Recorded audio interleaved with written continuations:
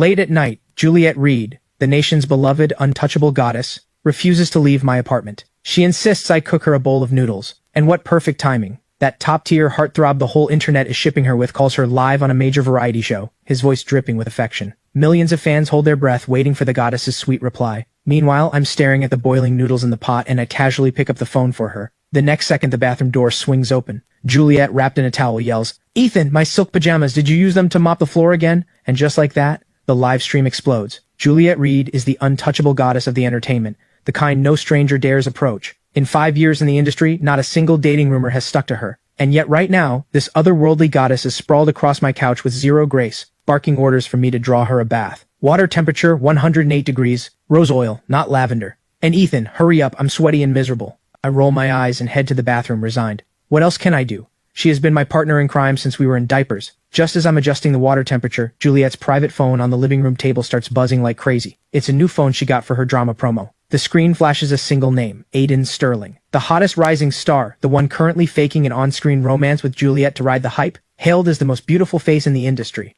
I don't think much of it, assuming it's urgent. I wipe my hands and swipe to answer. "Juliet," comes Aiden's voice from the other end. "What are you up to so late?" He deliberately lowers his voice into something smooth and magnetic, layered with a flirtatious probe. "Did you catch the show tonight? The fans are spamming our names everywhere. I miss you a little." His voice is sticky sweet, drenched in artificial sweetness. I freeze for a second, and before I can explain who I am, the sound of rushing water spills out of the bathroom, followed by Juliet's instantly recognizable, ice-cool voice. Except right now it's loaded with bratty fury, sharp enough to cut through walls. "Ethan, where the hell are you? Why is this tub so slippery? Did you forget to scrub it again before letting me get in? Are you trying to kill me so you can inherit my credit card debt?" The air freezes. Dead silence on the other end of the line. I can literally hear the static buzzing. I glance down at the screen, and only now do I notice a tiny line of text in the top right corner. Live broadcast. My hand jerks. I almost dropped the very expensive phone straight into the toilet. Live. 10 p.m. primetime variety show broadcasting live. Which means Juliet's completely undignified screaming, and the mystery man, me, has just been beamed through every signal tower to the ears of tens of millions of viewers.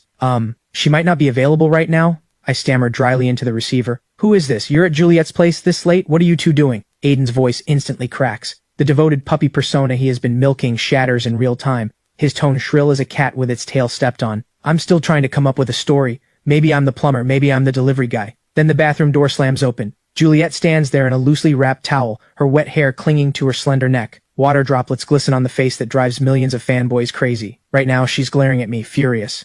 "Ethan, are you deaf? I told you to bring me a fresh towel. Who are you whispering to over there?" She pads barefoot across the floor, marches up to me and snatches the phone. "Who is this? It's the middle of the night. Can you not be annoying?" She doesn't even glance at the screen, and just barks into the receiver. "Spit it out. I'm busy taking a bath." I close my eyes in despair. It's over. The entertainment is about to have an earthquake tonight. Juliet's untouchable goddess persona is about to shatter into dust, beyond any hope of repair. I don't even need to look to know the trending list is already nuked in Weibo. Juliet Reed, Secret Man, Ice Queen persona shattered, Aiden Sterling live broadcast cheated on. Juliet has been my best friend since childhood, and my eternal headache. Ever since she stole my lollipop in kindergarten, this woman has been sitting on my head, bossing me around. The world sees her as a distant ice goddess. Only I know that in private she's a class -9 life skills disaster, a goddess with a bad temper and picky eating habits. We lived across the hall growing up. My mom used to say, "Ethan, sweetheart, Juliet has had a rough deal. Her parents are always busy. Look out for her, will you?" So that looking out has now lasted over 20 years. I bought her first box of pads. I took the fall for her first fight. I even filled out her first acting resume. I look at this clueless woman in front of me and swallow hard. I have to admit, her personality may be terrible, but the face is top tier. Fresh out of the bath, her skin glows. Her collarbones are exquisite. Those eyes that are usually colder than ice are now misted with steam, dangerously alluring. But I don't dare look too long, because the moment she catches me admiring her, she'll absolutely use those size 7 feet to kick me square in the rear and mock me. "Ethan, are you fantasizing about me again? What are you staring at? Where's my towel?" Juliet, seeing me zoned out, jabs a finger into my chest with so much force she nearly gives me internal bleeding. It's on the rack," I mumble, pointing behind me guiltily. She gives a smug huff and tosses the phone back to me. "Hang up, it's annoying. Aiden must be brain damaged. The drama's already wrapped and he's still clinging to me. Does he really think I can't see he's just riding my hype?" I'm still holding the active call in my hand, like a hot potato. On the other end, Aiden hasn't hung up. Not only hasn't he hung up, the live stream is clearly still rolling. I can hear the frantic cuts from the director's booth, and the uncontrollable shrieks and gasps from the studio audience. Then, beep! At last, the other side finally reacts, scrambling to cut the signal. The world finally goes quiet. I toss the phone onto the couch, exhale a long breath, and turn toward the kitchen to cook noodles for Her Majesty. It's a rule. After every bath, Juliet has to eat my scallion oil noodles. One missing scallion and she throws a fit. Ethan, I want 2 fried eggs! Juliet shouts from the bathroom, her voice booming with zero awareness that she's a movie star. I chop scallions while mentally planning my escape route. When Linda, her manager, shows up, she's going to skin me alive. After all, I just personally destroyed the zero scandal myth their agency spent 5 years building. But I didn't expect karma to hit this fast. The noodles are barely out of the pot when the doorbell starts ringing like it's about to detonate. Ethan, open up. I know Juliet's in there. You two have caused a disaster. Linda's signature broken gong voice blasts through the door. She sounds like she's about to have a heart attack. Before I can get to the door, Juliet emerges from the bathroom, drying her hair. She's wearing my oversized t-shirt with nothing visible below the waist, 2 long legs flashing distractingly. Who is it? So annoying. She sniffs, and then her eyes light up. Noodles are ready. Smells amazing. She completely ignores the manic pounding at the door, pounces on the dining table, grabs the bowl, and slurps a huge mouthful. Your noodles are still the best. The craft services meals taste like pig slop. I sigh helplessly and go open the door. The moment I crack it open, Linda bursts in like a cannonball. Juliet, you still have the appetite for noodles? Linda stares at her actress, oily-mouthed and unrepentant, shaking with rage, and shoves a tablet in her face. Look at this. The trending list exploded. The servers crashed. Several blood-red hashtags scream across the screen. Juliet Reed bathroom gate, who is mystery man Ethan? Aiden Sterling publicly cheated on. Juliet Reed get out of showbiz. Juliet, half a fried egg dangling from her mouth, lazily glances at the screen. So what if it blew up? She swallows the egg, grabs a napkin, and wipes her mouth, totally unfazed. I've been wanting to reinvent myself anyway. Holding up that Ice Queen image is exhausting. You! Linda clutches her chest, finger trembling as she points at Juliet. Reinvent yourself? This isn't reinventing, this is getting cancelled. Do you understand? The contract penalties alone will ruin you. Fine, I'll pay, Juliet shrugs, then suddenly turns to me with a sly grin. Ethan's got money. Make him pay. I'm about to protest when Linda's sharp gaze locks onto me. Ethan, you usually seem like such a decent kid. How could you mess up at the worst possible moment? That was a live broadcast. Live. Linda jabs at my forehead in frustration. Now look, the whole internet is hunting you down. They're saying you're Juliet's kept boy toy, the type who lives off his girlfriend's money and has a bad attitude. My mouth twitches. Kept man? I'm a dignified. Okay, fine. Under this roof I do kinda look like the one being kept. Linda, I actually tried to explain earlier. Quiet, Linda cuts me off. What's the point of explaining now? The PR team is losing their minds. There's only one option left. Linda takes a deep breath. Her eyes dart between Juliet and me, and through gritted teeth she finally says it. Go public with the relationship. Huh? Juliet and I say at the same time. What, huh? This is the only way. Linda fires off rapidly. We say you're childhood sweethearts, dating for years, stable and committed. That way we salvage public goodwill, turn scandalous lifestyle into pure love warrior. Ethan isn't bad looking anyway. Clean him up and he's presentable. Juliet blinks. Then suddenly she smiles. She sets down her chopsticks, walks over to me, drapes an arm over my shoulder, and practically hangs off me. Fine, I'm in. Lucky him. She tilts her head, warm breath brushing against my ear, and whispers low enough that only we can hear. Hey shorty, from now on, you're my officially recognized boyfriend. Aren't you thrilled? My heart skips a beat. I look at her face, inches from mine. Her eyes sparkle with mischievous triumph, but there's something else hidden underneath, something I can't quite read. Just then my phone buzzes in my pocket. I pull it out and look. It's a text from an unknown number. Short message, thick with menace. Stay away from Juliet unless you want all your old dirty secrets dragged back into the light. I narrow my eyes at the message. Old dirty secrets? I've lived clean. My only dark history was quitting that circle for Juliet's sake. So somebody's panicking. Aiden? Or the Capitol backing him? What's wrong? Juliet senses the shift in my mood and leans in to see my phone. I calmly lock the screen and reach up to clasp the hand resting on my shoulder. Her palm is soft and cool. Nothing. Junk message. I look up at Linda. The lazy haze in my eyes vanishes, replaced by something sharp. I look like a different person. Linda, going public is fine, but, I pause and let out a cold laugh, since Aiden Sterling wants to step on us to climb higher, he'd better be ready to fall and shatter into 1,000 pieces. Linda freezes. In all the years she's known me, she has never seen me wear that expression. The aura of someone used to commanding from above, ruthless and decisive, makes even this veteran top manager feel a flicker of intimidation. Ethan, what are you about to do? I don't answer. I pick up Juliet's phone again. The variety show may have cut the call, but the broadcast is far from over. Right now, Aiden is on camera, eyes rimmed red, playing the victim, hinting that Juliet leads a reckless personal life and that he's the one who got emotionally deceived. The live comments are flooded with poor Aiden and vicious slurs aimed at Juliet and her so-called homewrecker. I let out a quiet laugh, fingers flying across the screen. If we're going to play, we're going big. I log straight into Juliet's main Weibo account, the biggest social media platform. At this very moment, every eye on the internet is fixed on that account. I draft a post. The photo is the half-eaten bowl of scallion oil noodles, and Juliet from behind, wearing my t-shirt. The caption is one simple line, but enough to blow up the entire industry. The noodles I've been eating since childhood. No substitute will do. As for certain clowns, if you could put that acting into your actual roles, you wouldn't still be a lip-syncing viral star. At Aiden Sterling. I hit send. The moment the post goes through, the screen freezes like an invisible hand has crushed it, locked on a spinning loading circle. Then the app crashes, leaving the home screen in dead silence. 3 seconds later, Linda's scream nearly blows the roof off. Ethan, are you out of your mind? Posting that from Juliet's main account? You're declaring war on a top-tier celebrity. Are you trying to get us killed faster? Linda's hands shake as she clutches the tablet. The once flooded comment section has gone completely blank. The Weibo servers have crashed again. I toss the phone back onto the couch and walk into the bathroom for the hairdryer. Juliet is sitting cross-legged on the rug, her wet hair still dripping, soaking a large patch of my silk carpet. She, on the other hand, is perfectly calm, a handful of sunflower seeds in her hand, cracking them open while mumbling to Linda, "Why are you wailing? It's just a Weibo post. Not a big deal." Not a big deal? Linda lets out a furious laugh. She's about to launch into a lecture when her phone suddenly explodes with a ring. The moment she sees the caller ID, her expression flips from rage to terror, then to pure disbelief. It's the head director of Starlight Night. Linda swallows hard and shakily puts the call on speaker. The director's voice comes through, breathless and barely containing his excitement. "Linda, forget the PR damage control. The whole internet is talking about this. The servers have crashed twice. This is a tsunami of traffic. I don't care who that guy on the phone was. Bring Juliet and him. Get to the studio right now, immediately. We're doing a live clarification segment. If you come, I'll triple the appearance fee. No, quintuple it." Linda's grip tightens on the phone and she instinctively starts to refuse. "Director, this is too risky. Juliet's state right now." "We're going. Why wouldn't we?" A calm voice cuts through Linda's hesitation. I plug in the hairdryer, and warm air rushes out. Standing behind Juliet,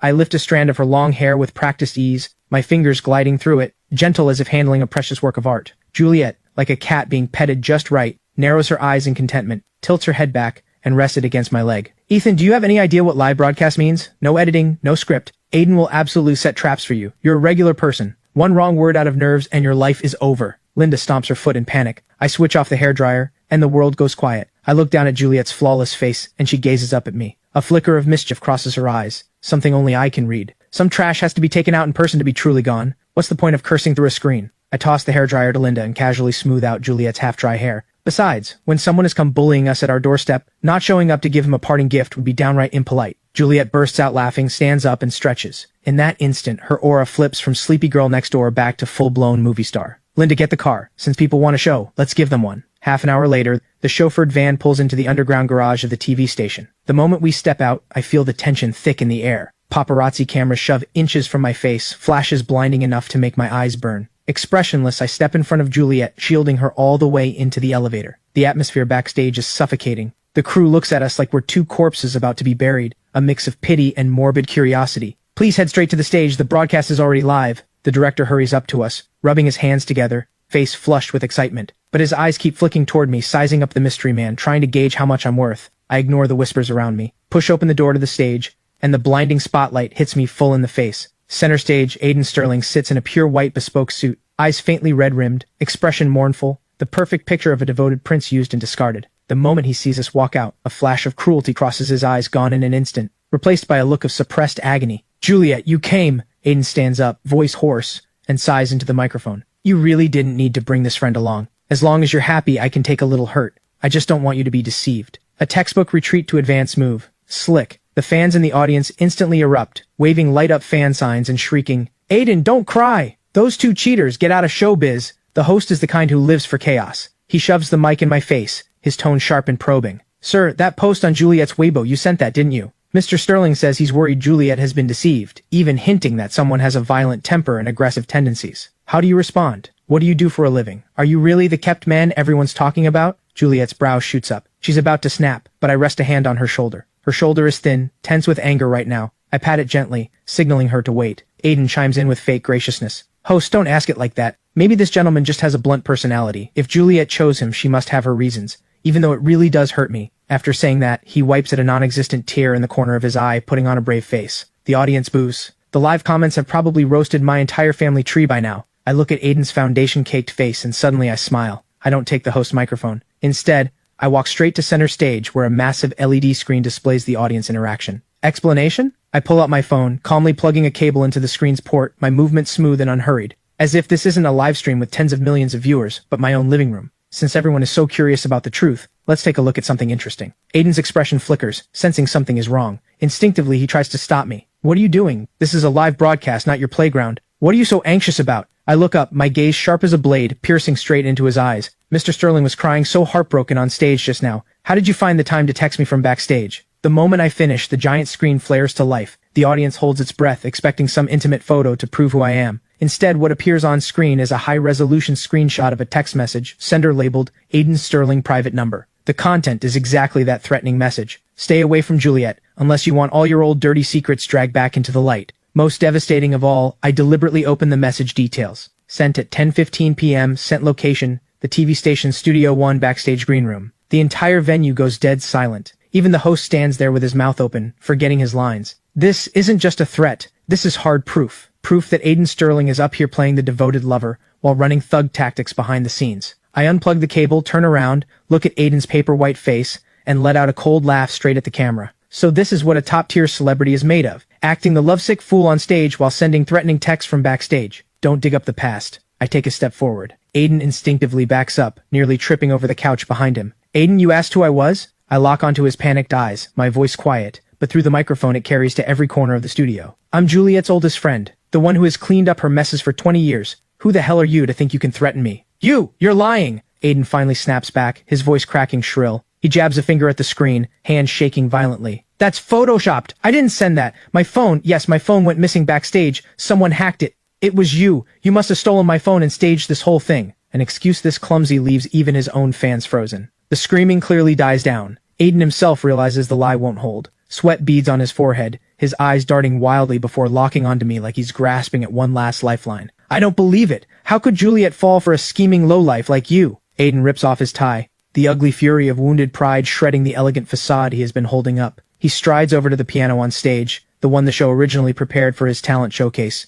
Ethan, right? Didn't you call me a lip-syncing viral star? Fine. He slams the keys, a jarring chord ringing through the hall. If you're a real man, stop hiding behind a woman and playing dirty tricks. Let's compete head-to-head. Talent, piano, guitar, singing. You pick. I'll let Juliet see who's actually talented and who's the useless-kept man. His eyes are bloodshot, challenging, trying to use this primal showdown to salvage the collapsing situation, to win back ground on his home turf. Juliet rolls her eyes, about to swear at him, but I hold her back again. I look at the expensive Steinway grand piano, then at Aiden, all bark and no bite, and slowly roll up my sleeves. Compete in talent? I smile, amused. A trace of pity flickers in my eyes. Fine. If you're this eager to humiliate yourself, I'll help you out. Aiden clearly came prepared. He snaps his fingers, and the studio lights instantly shift to a hazy deep purple. A dance crew already waiting in the wings swarms onto the stage, and the speakers blast the intro of his breakout hit, Galaxy of Love. The pounding bass rattles the chest. Aiden grips a diamond-studded microphone, gyrating his hips while throwing greasy, sultry looks at the camera. Baby, you are my galaxy, I am your starlight. To be fair, the production on this song cost a fortune. The staging burned through cash, but it's missing one thing, soul. Even on a live broadcast, the heavy auto-tune can't mask how strained his breathing is.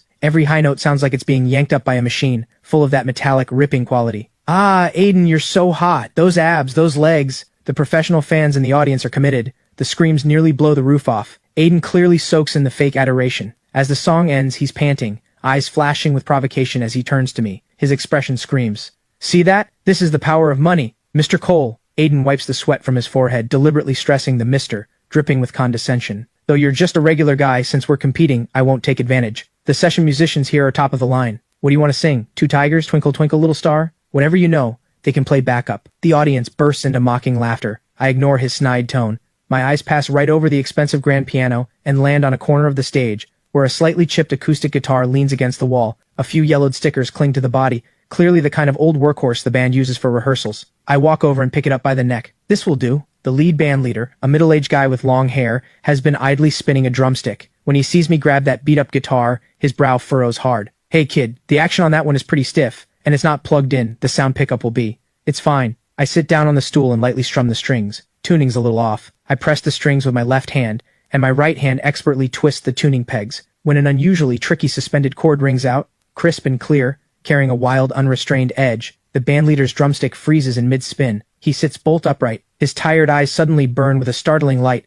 locked on me. A true pro shows it in one move. That fingering was an extremely rare open-string finger-picking technique, used only by hardcore folk musicians. The chatter in the studio gradually fades. I adjust the microphone's height, my gaze cutting through the harsh spotlight, landing on Juliet. She's standing at the side of the stage, arms crossed, wearing a fierce, if you embarrass yourself I will kill you expression. But her fingers, gripping her own arms tight, betray how nervous she is. This song has no name. I strum the strings, voice low, no flashy tricks, just a tone like sandpaper smoothed by time. At 5, you stole my candy. At 7, you climbed a tree and tore your dress. You said you'd grow up to marry the mightiest king, but at 18, you cried and begged me to cook you a bowl of hot soup. Simple strumming paired with my unhurried storytelling vocals instantly pulls the entire studio into a sepia-toned memory, a place from long ago. This isn't some hollow love ballad. This is 20 years of my history with Juliet. The lyrics never say the word love, but every line is about that loud, unreasonable, painfully fragile girl. Juliet's eyes visibly redden. She drops her arms and presses her hand hard against her mouth, as if she's remembering the moments only the two of us know. The afternoon I took a beating for her. The night she sat sobbing on the curb after failing her first audition. The countless mornings I cooked her noodles.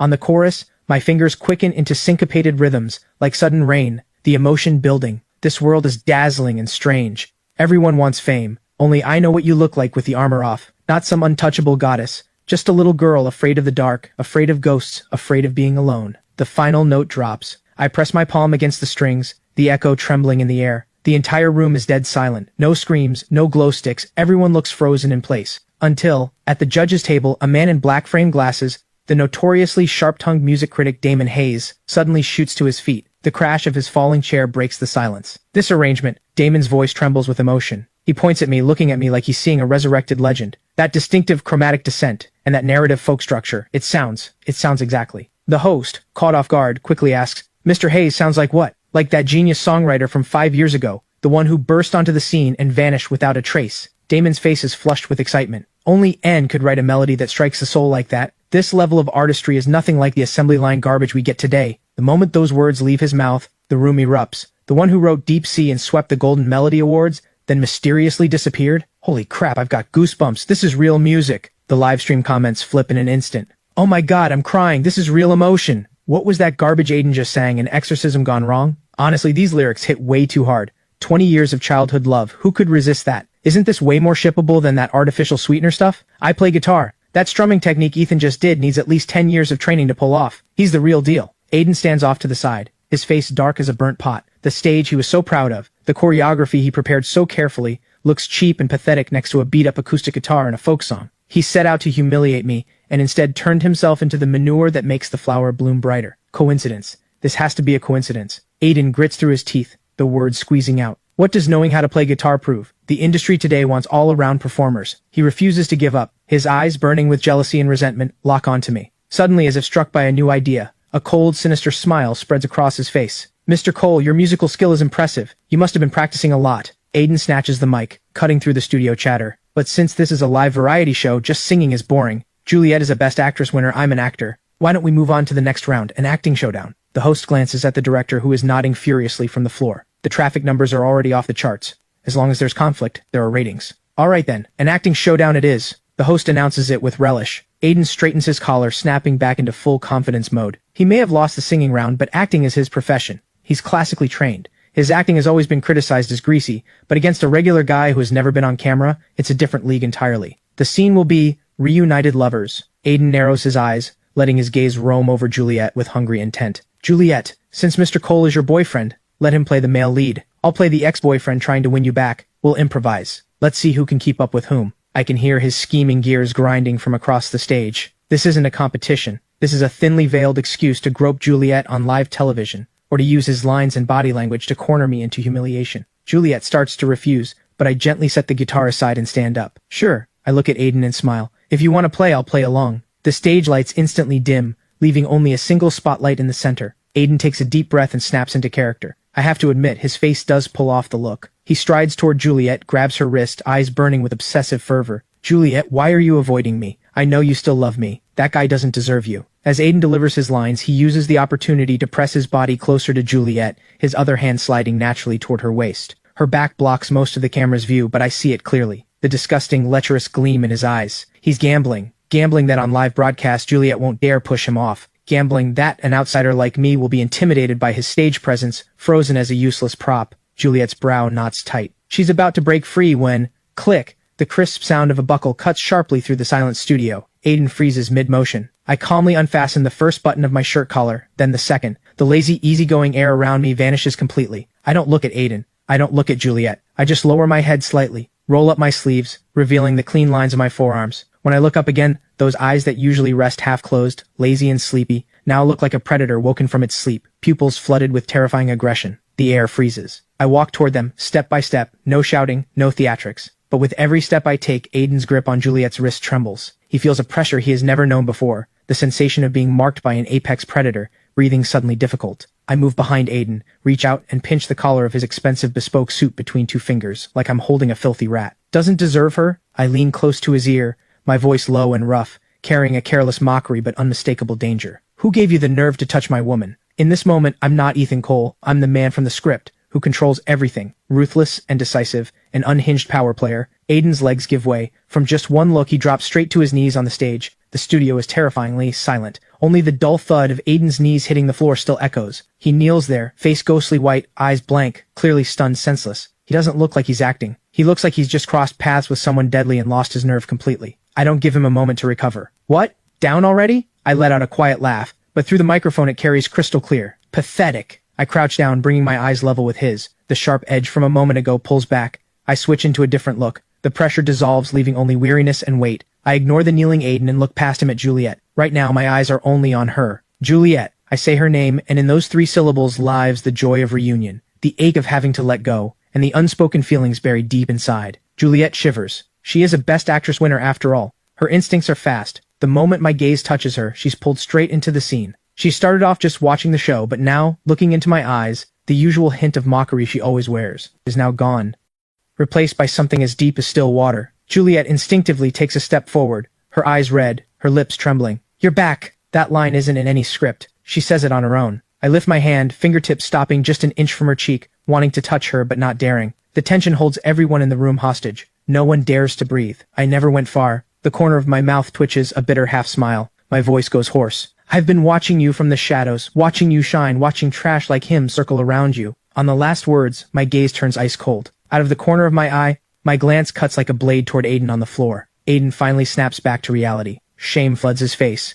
He flushes a dark, ugly red. He, the great A-lister, is on his knees in front of a nobody on live broadcast. If this gets out, his career is over. You're lying. Aiden jumps to his feet, pointing at me and shouting, trying to wrestle the scene back. I'm the lead. You're just a side character. Director, he's rewriting the script. His voice cracks dry and shrill, completely off pitch. Against the energy Juliet and I are putting out, he looks like a desperate clown, awkward in every frame. I don't even turn around. I just give him a casual glance like he was an ant on the sidewalk. I lift my index finger to my lips. Grown-ups are talking, kids stay out of it. That one line completely breaks Aiden. His mouth opens and closes like a fish out of water, his throat clicking, unable to push out a single complete sentence. Every line he prepared, every confession and accusation, has vanished from his head. He's become a background prop. Less than a prop, really. He's just something in the way. The director's voice explodes through the speakers. Perfect, absolutely perfect. That eye work was incredible. The house lights come up, and that thick, sticky tension dissolves completely. I pull my hand back. The emotion drains from my eyes, and I'm back to that lazy, casual look. That intense man from a moment ago might as well have been a different person. Juliet is still frozen,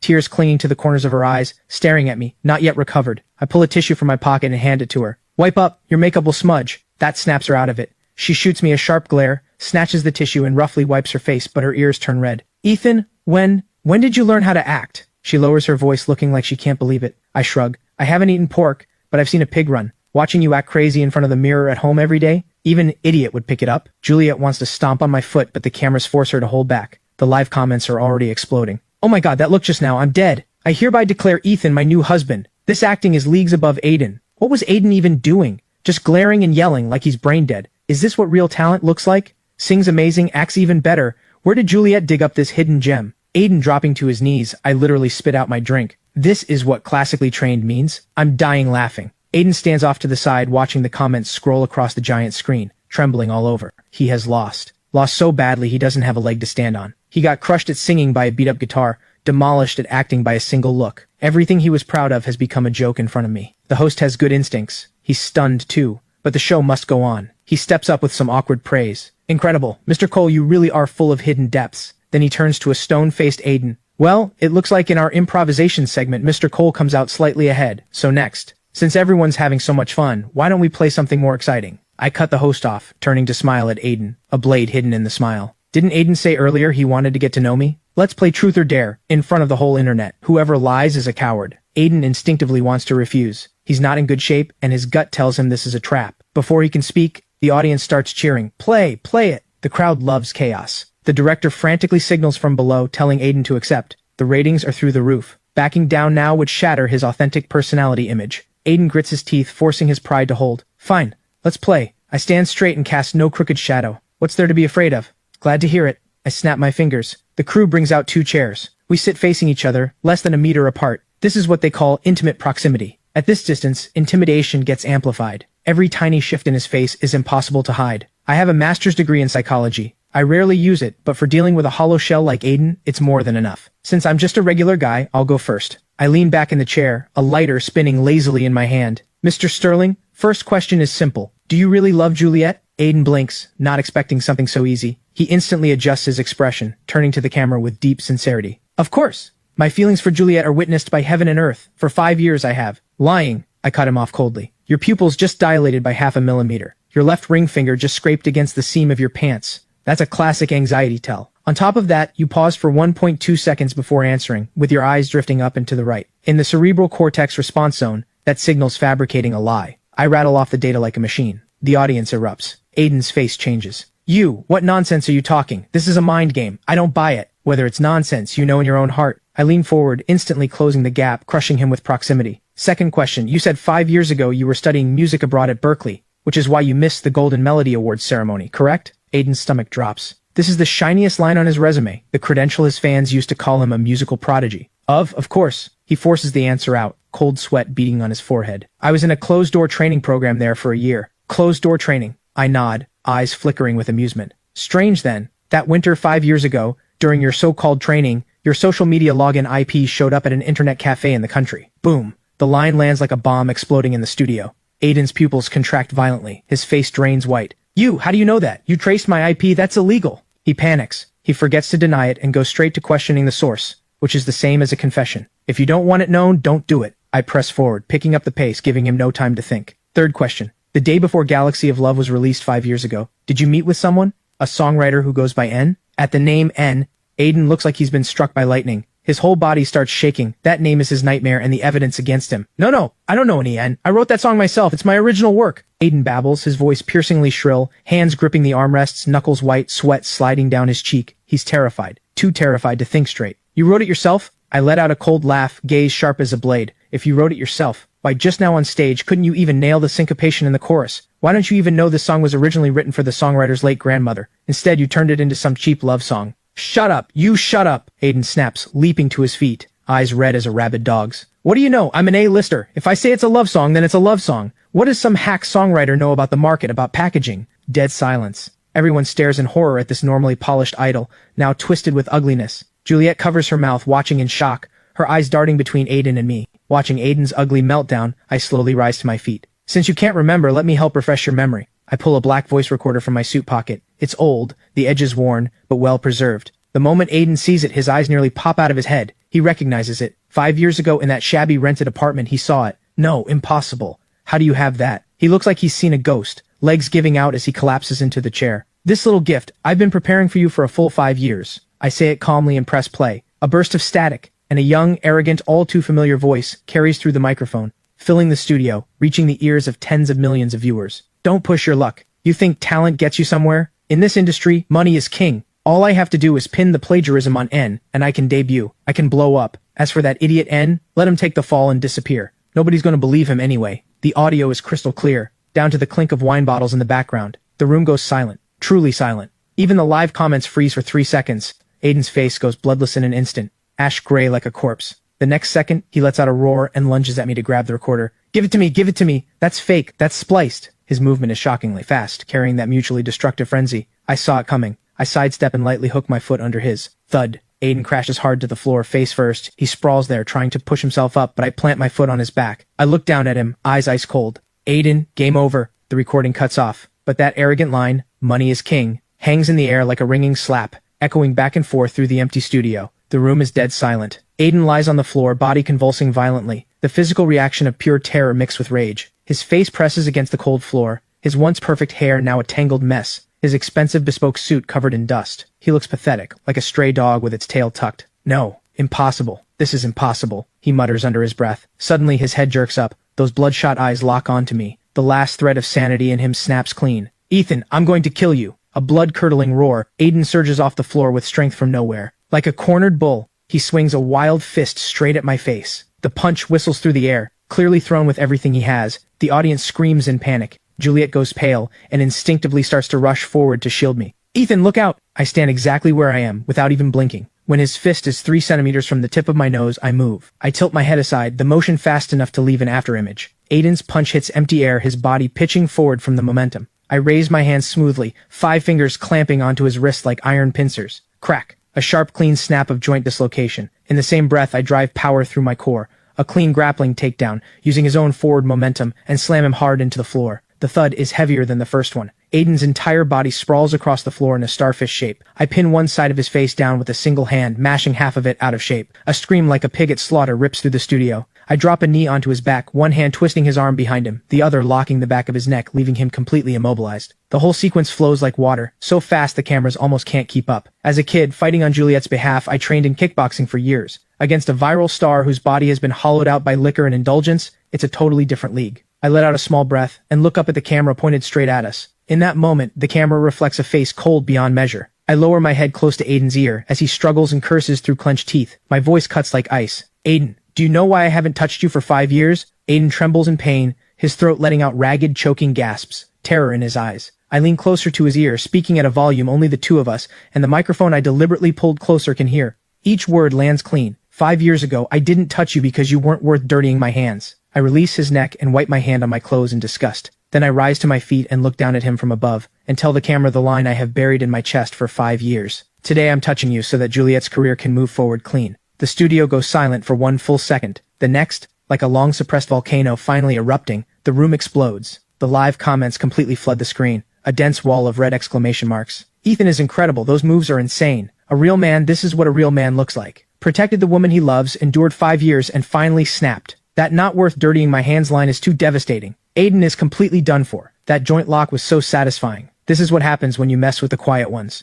At that moment, the studio's main doors burst open. Several uniformed police officers, led by the station's security, stride solemnly onto the stage. Mr. Sterling, we have received reports that you are suspected of multiple counts of commercial fraud, extortion, and serious tax evasion. Please come with us to assist with the investigation. The lead officer flashes his badge, and cold handcuffs lock around Aiden's wrists before he has even recovered. That recording wasn't just evidence of plagiarism. It was hard proof of how he climbed to the top through dirty means. Add to that the public assault he just committed on live broadcast, and prison is guaranteed. Aiden's face is the color of ash. His legs give out, and the two officers practically drag him along. As he passes me, he stares at me, eyes brimming with venom and refusal to accept defeat. His lips move, trying to say something, but in the end, nothing comes out. He knows. He's finished. In this industry, once you're cancelled, there is no coming back. As Aiden is taken away, this entire spectacle finally comes to an end. Backstage, the director almost faints from excitement. Tonight's ratings haven't just broken the station's records, they've made history for live variety shows in this country. The stage lights soften. I straighten my slightly rumpled collar and turn around. Juliet is still standing there,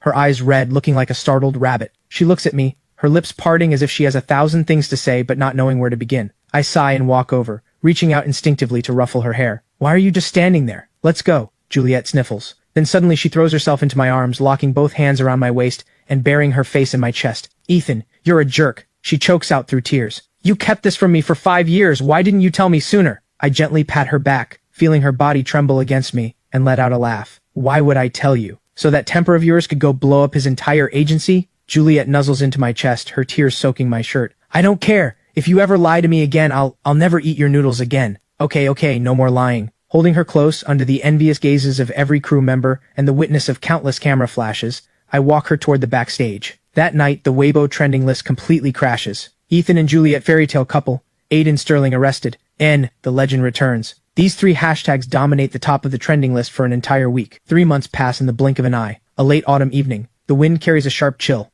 The Golden Statue Awards, the highest honor in the country's film industry, is being held tonight at the National Grand Theater. On either side of the red carpet, the spotlights turn night into day. Aiden's name has completely vanished from the entertainment world. Word is he got 7 years, currently stitching uniforms in prison. Meanwhile, Juliet, with her career-shifting film Silent Testimony, has swept nominations at every major film festival. I sit in the 3rd row, in the family seating section, wearing a suit that doesn't quite fit, idly scrolling on my phone. Around me sit industry heavyweights and celebrities, all sitting up perfectly straight, only I look out of place. And now, the moment we've all been waiting for. The presenter tears open the envelope, drawing the words out for dramatic effect, building the suspense. The winner of this year's Golden Statue Award for Best Actress is Juliet Reed for Silent Testimony. Thunderous applause floods the entire venue. The big screen cuts to a close-up of Juliet, tonight wearing a deep blue backless evening gown, her long hair swept up high, exposing the elegant line of her neck, breathtakingly beautiful. The moment she hears her name, her signature composed smile appears. She rises gracefully, lifts the hem of her gown, walks onto the stage, and accepts the heavy award. She steps up to the microphone and takes a deep breath. The hall falls quiet, waiting for the new Best Actress to give her acceptance speech. By tradition, she should thank her director, her crew, her parents, and then end with some uplifting message. Juliet holds the award and lets her gaze sweep across the dense crowd,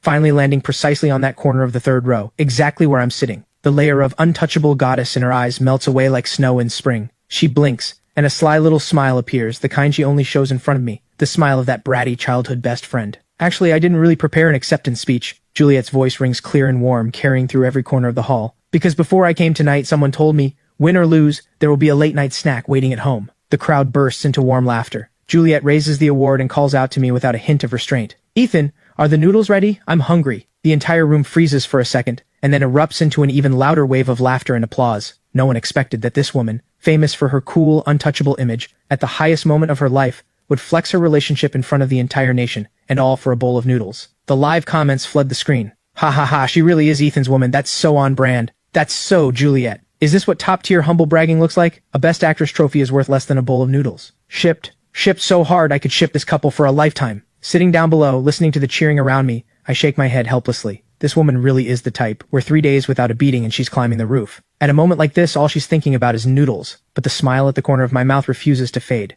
Meeting her bright, shining eyes on stage, I slowly rise to my feet. The spotlight instantly lands on me. I don't speak. I just smile at her, soft and indulgent. Then I slide my hand into my suit pocket and pull out a small dark blue velvet box I prepared long ago. I don't open it. I just hold it up in the air and give it a small shake toward her. It's a ring box. Even across the distance, I can clearly see Juliet's body freeze, then her hand fly to her mouth as tears burst from her eyes. She understands. This isn't some grand theatrical proposal ceremony. There are no 999 roses, but it moves her more than any ceremony ever could, because this is my lifelong promise to her. The cheers in the hall reach their peak. Someone whistles. Someone shouts, "Marry him!" The camera freezes on this moment. On stage, she is a Best Actress radiating light, holding her trophy, tears streaming down her face. In the audience, I am the childhood friend who has quietly protected her, holding the ring, smiling soft and warm. Across a sea of people, our eyes meet, and the world narrows down to just the two of us. At the very heart of the fame machine, in an industry built on masks and pretense, what we have is the most real and the most burning thing of all. 20 years of childhood friendship, 5 years of silent protection, and this single shared smile right now. The big screen gradually freezes the image, and a single line of narration slowly rises into view. You are my glory, my everyday warmth.